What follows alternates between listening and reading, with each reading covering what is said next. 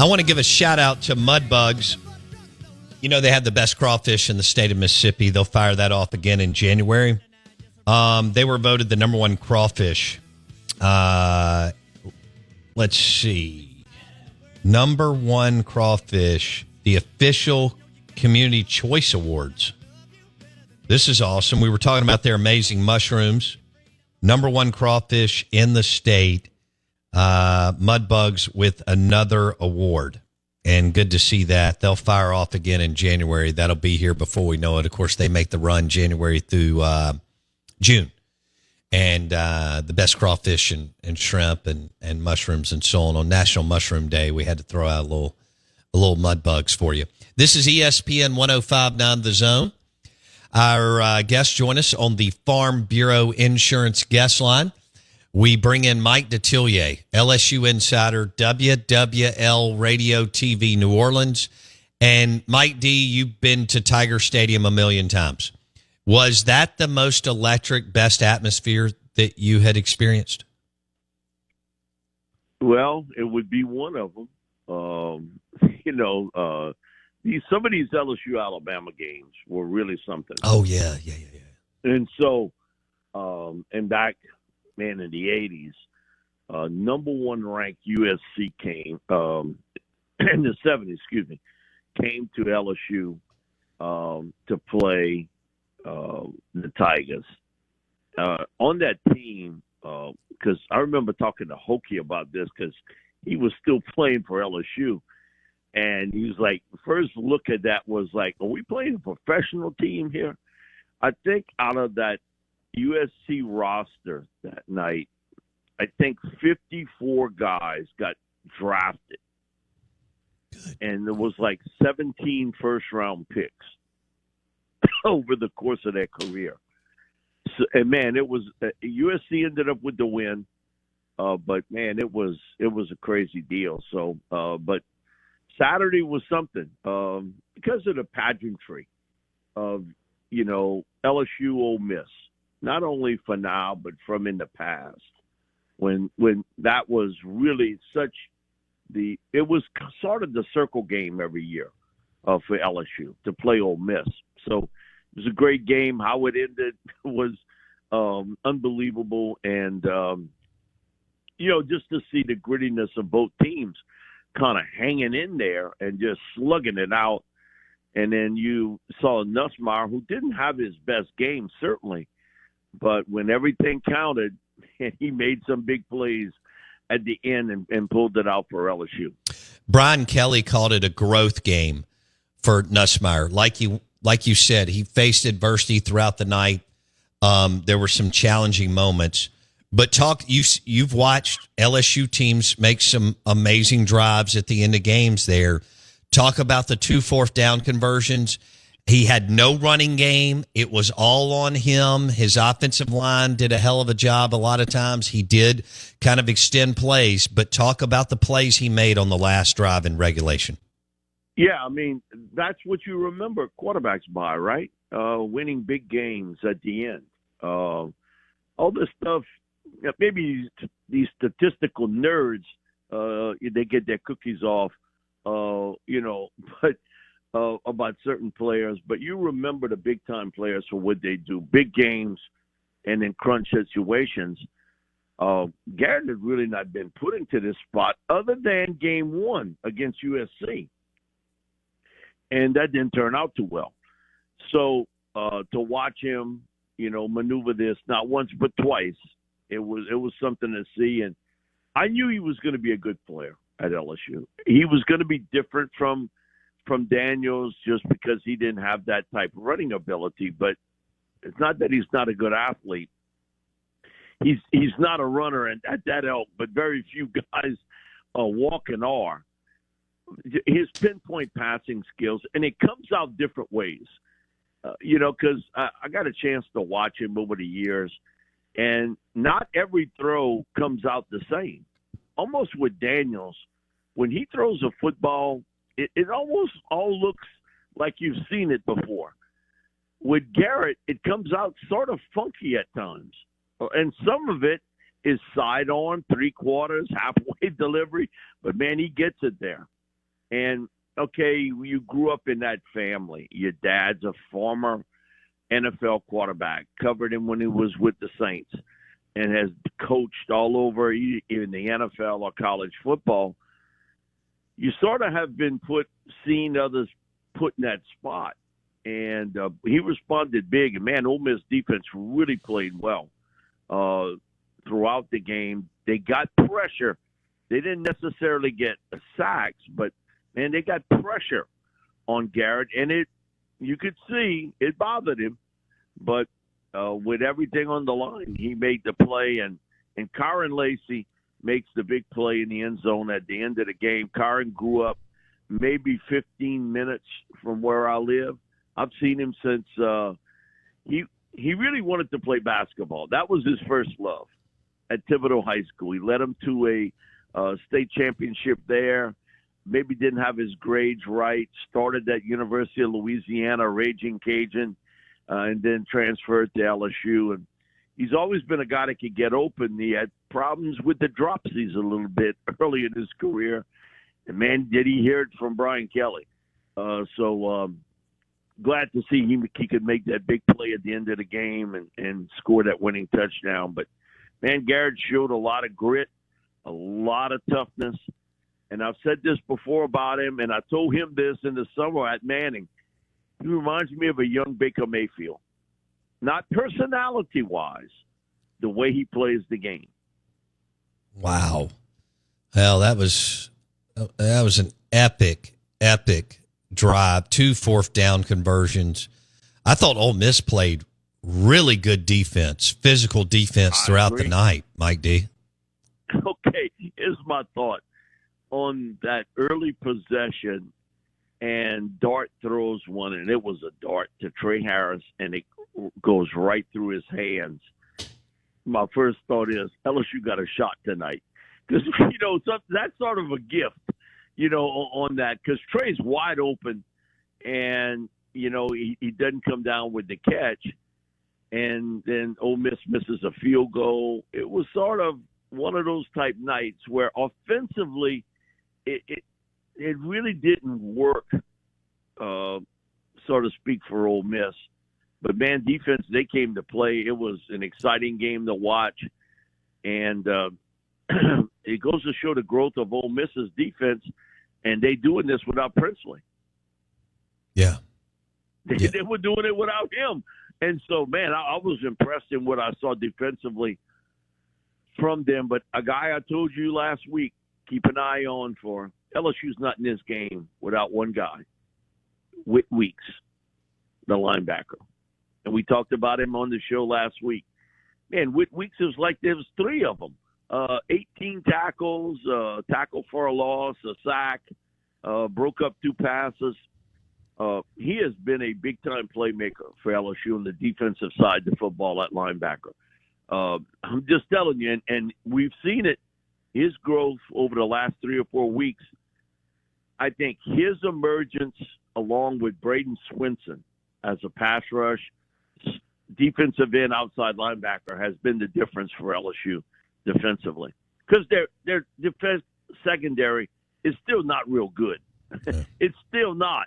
But, man, when you got players like that up front affecting a throw, it certainly helps. Yeah, Weeks was fantastic. Were you surprised he wasn't thrown out of the game on that play? And that was close, because I know how they call it today. And it's sort of, they got to tweak that rule some kind of way, because, Dart was sort of rolled into him at that point. And I thought he might get tossed. I really did, watching it, because there was some helmet-to-helmet kind of contact, but Dart kind of rolled right into him, and they kept him in there. We saw something very similar years back late in the game against Mississippi State with Devin White, and he got suspended, or whatever it is, the deal. He couldn't play for the first half against Alabama because of it.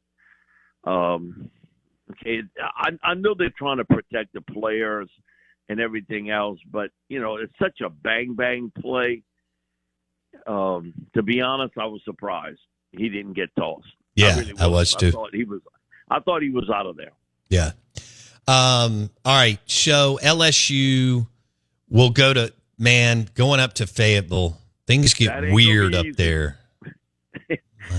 We've had some weird contests against Arkansas, especially after big games, because at one time, Bo, LSU would play Arkansas after Alabama. Mm-hmm.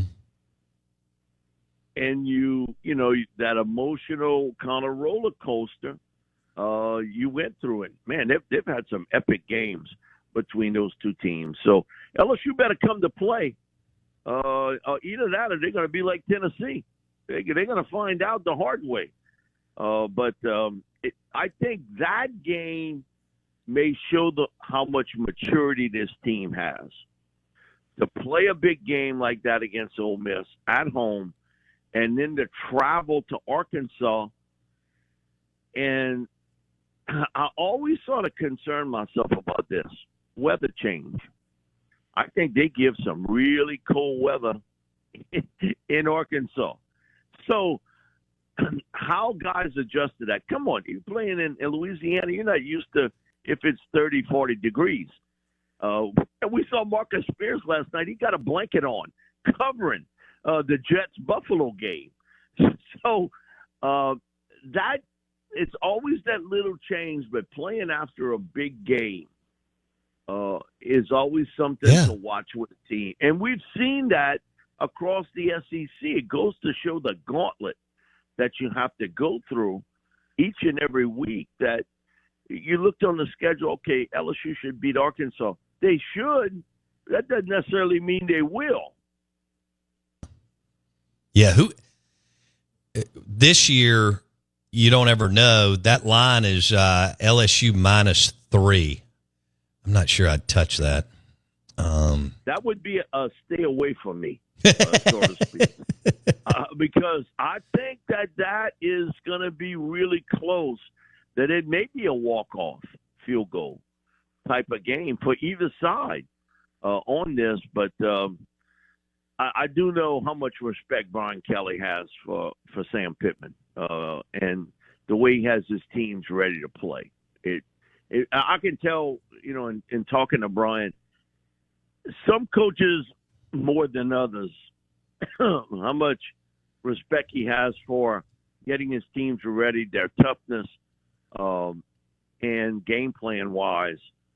And he's always spoke volumes of Sam Pittman as a coach. And how tough his teams are to play and how physical these games are. So it'll be interesting. Now, LSU short-sheeted at the wide receiver position last week because they didn't have C.J. Daniels, didn't have Chris Hilton. The hope is that they'll have Daniels for this game. I don't know when Chris Hilton's coming back, but it's a maybe on that. But at least you'll be better off at the wide receiver position than you were last week against Ole Miss. Yeah, and the freshman didn't play much that you and I talked about from Texas. That's the little bowling ball, because I think of his broken toes or whatever you mentioned. He didn't play. He's got two toes that were broken. And but listen, a lot of that has to do with the fact Ole Miss, they couldn't run the ball on Ole Miss. No. They tried. There wasn't much there. Man, they did a great job stopping the run. And basically they said, okay, if you're going to beat us with Nussmeier. And he made a few plays that got him beat. Yeah. Mike Detillier, LSU Saints insider, WWL Radio TV New Orleans. He joins us on the Out of Bounds show, 105.9 The Zone ESPN. It's brought to you by the Dirty Bird Wrap at Burgers Blues Barbecue in Dogwood, Flowwood. They also have blue plates for lunch throughout the week. Mike D, Ole Miss fans are irate at Lane Kiffin, 2 losses early in the season because of the expectations. What was your overall takeaway from the Ole Miss, both offense, defense, the whole thing, talent-wise, from Ole Miss? They played better. Excuse me. They played better defensively than I thought they would play. even though I knew they were improved. I thought they did a very good job defensively. Offensively, man, you had some opportunities there. It just didn't work out. And again, that big play early, not having that touchdown throw to Trey, and again, you miss a field goal. Man, in games like this, points are paramount, just absolute paramount. And that was tough to overcome. Really, really difficult to overcome in that spot. I'm still confused on how they do the running back position because, watching, to me, Bentley's the guy. And even Deuce McAllister and we were talking about this during the week last weekend. Deuce was, I know there's some issues there with Bentley, but he's the best back they got. They got to play him more. Yeah. They got to play him more. And we saw glimpses of how good he could be. That could be a real key down the stretch for them, to get Bentley involved in the running game more. The last couple years, I think because of Quinshon, they were such a good running team. And their offensive line is, from SEC standpoint, is average. Yeah. But, man, Judkins made them look good. And, okay, you hear it all the time about this idiocy of next man up. That's great for a locker room. That's great for a coach to say and for players to take that. It's not the real world. When I hear fans and media say it, I know they completely lost because the next man ain't nearly as good. And I know there was some turbulence in the water toward the end with Judkins, but man, just eye look, Bentley's the best back they got. No doubt. You got to play him. You got to put him in there. And whatever issues you got, you got to solve, because I think he gives you a dimension there as a big play back that right now they don't have. All right, Mike D, I'd like for you to handicap Georgia at Texas. Texas is the lone SEC team that's undefeated. They get to host Georgia this weekend. Georgia does not look dominant. We know they're good and they have talent. You going with Texas without a doubt? How do you see this one? Yeah, I'm going with Texas. I think when you look at their offensive line, all five of those guys will play in the NFL. That's how you want to match up against Georgia, to have those really good offensive linemen that you can control the tempo of the game up front. And Texas has got some young wide receivers, but some real good ones. And their running game's there. And Quinn Ewers, he's been through this before. So offensively, to have that offensive line play and Ewers at quarterback. And I thought early on against OU, you could see maybe a little bit of not having played for a while.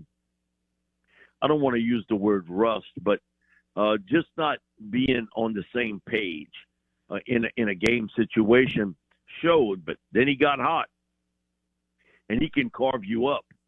If they give him time, Georgia's got some issues because they're not as good on defense.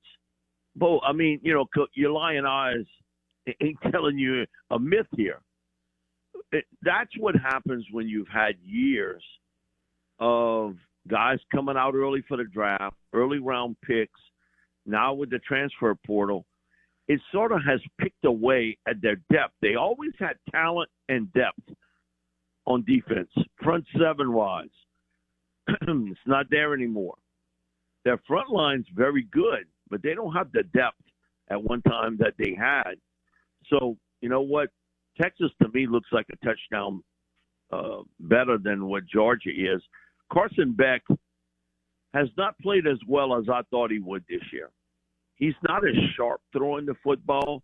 There is a little hesitancy with him on the middle and deeper throws, which I thought he was very good at a year ago. So they don't run the ball as well as a year ago. I got to go with Texas here. I think Texas is the better team. Now, throughout the season, that crown is going to get heavy. Okay? But in this game, both teams ready. And with that offensive line, I got to give the advantage to the Longhorns here. Man, if they win this weekend, Mike D, Texas has got a pretty good road. I know Vanderbilt's better, but, I mean, come on. They go to Vandy. They host Florida. They go to Arkansas. They host Kentucky. And then they got the big one, as you know, Thanksgiving with A&M, who looks salty and physical. But I'm telling you what, Mike D, if they win this weekend, they got a pretty damn good road to the SEC championship game. Yeah, Pete Jenkins and I were talking about this. It's to get to this point, and Georgia's the big obstacle. Because, those Georgia players, they've been there, done that. They've played in these big games before when a lot counted. And for Texas, not quite. They haven't walked down this football aisle before. But, man, from a talent standpoint, you can't tell me from what you've seen that they don't look like the best team in college football. And they are well coached. Sarkisian is a master offensive game planner and how he calls plays. Defensively, they're young, they're aggressive. They, when you lose a first-round pick defensive lineman and a second-round pick defensive lineman, those guys are difficult to replace. But he has done a good job recruiting. They are fast. They flow quickly to the football, and their secondary is very aggressive going after the ball. So, man, I got to give Sark a lot of credit that he had took over a program that, you always said, how could they not win with all the talent in the state of Texas? How could they not win? I think certainly some of it has to do with coaching. The other part, too, is culture. He changed that. Mm-hmm. That we're not here just to win 8 games or 9 games. We're here to win a national championship. He brought that culture with him. He was at SC. And Bobby and I were talking about this last night that, at one time when Pete Carroll had that big run at USC, Sark was coaching the quarterbacks. Lane was coaching the receivers. Norm Chow was the offensive coordinator. Coach O was coaching the defensive line. It was like an all-star staff. Yes. For Pete Carroll. It really was. He has done a fantastic job at Texas. This is a big game, and I think Texas wins by a touchdown. Mike D, we didn't get a chance to get to the Saints, guys, but they play Thursday night, so it's a quick turnaround against the Broncos. Sean Payton back in town. That'll be a 32-ounce ribeye for Mike D and Bobby Hebert to as far as content all week. Thanks, Mike D. See you, buddy. Thank you, Bo. The Out of Bounds Show is brought to you by Subway at Grants Ferry. If you're catering for your classroom or your ball team, it's Subway at Grants Ferry.